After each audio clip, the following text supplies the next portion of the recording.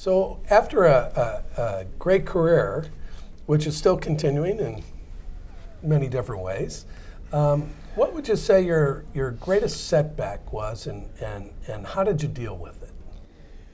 The greatest setback, I think, and there have been a number of setbacks along the way, but I think the biggest one was getting fired by McDonald's in 1981 after 10 years of really great advertising. And I think most people acknowledge that this was pattern-breaking stuff. They called it lifestyle advertising in the day. And instead of selling the hamburger, we were selling the experience. And we contributed really greatly to McDonald's growth. And I didn't see it coming. And we were fired after 10 years. And the reason given was they thought that we were a good agency for their adolescents, but now they were grown up and they needed a bigger agency. That really wasn't the reason, but that was the rationale they gave us. That was a setback because at that time I was president of what was then Needham, Harper and Steers. McDonald's represented 2/3 of our billing.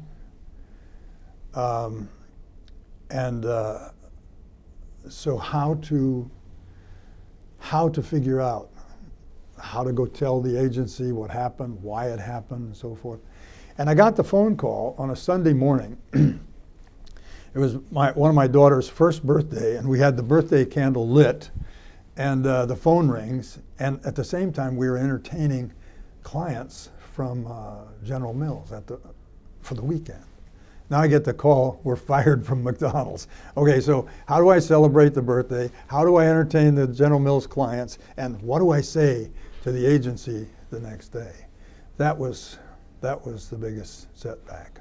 So how did you get through that? What kept you going, the positive attitude? What did you say to the agencies? Well, first of all, I felt that it wasn't fair. And so I resolved that we would win McDonald's back.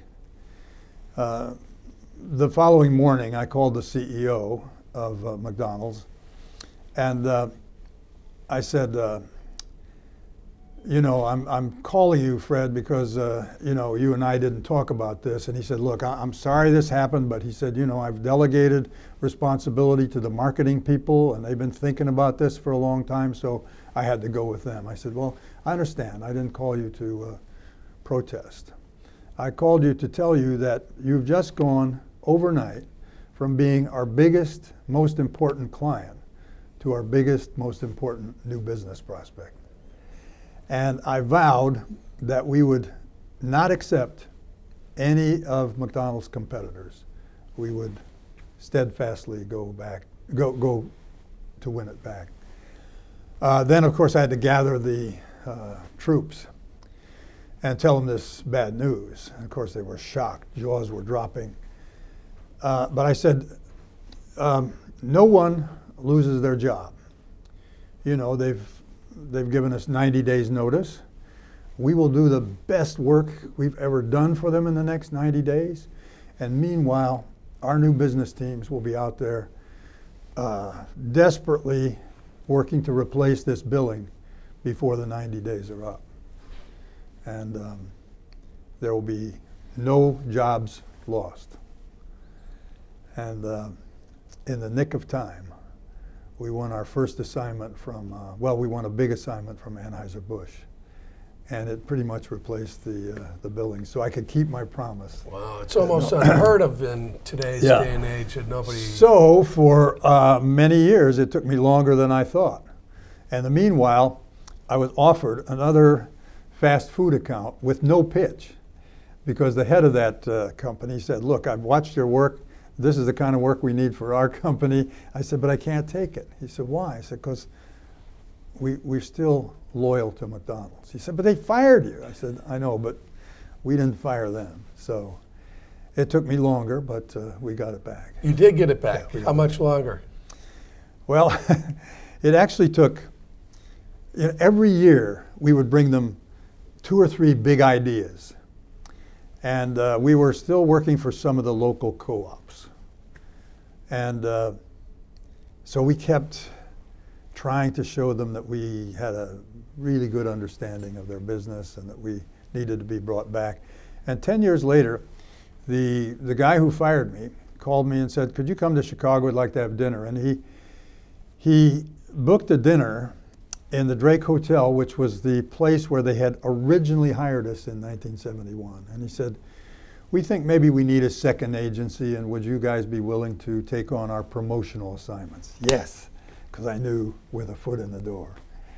And then it took until 1997. They gave us a chance to compete, and we won it. Won it back. Boy, that's a story of persistence. It is, and persistence is the reason. Passion, persistence.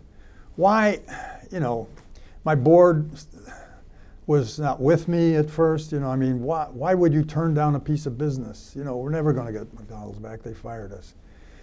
But there was, to me, it was sort of a sense of injustice. I learned a lot.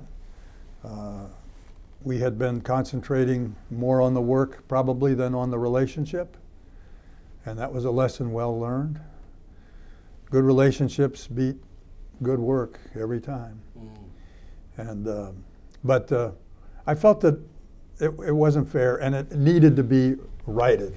Wow. But persistence is key.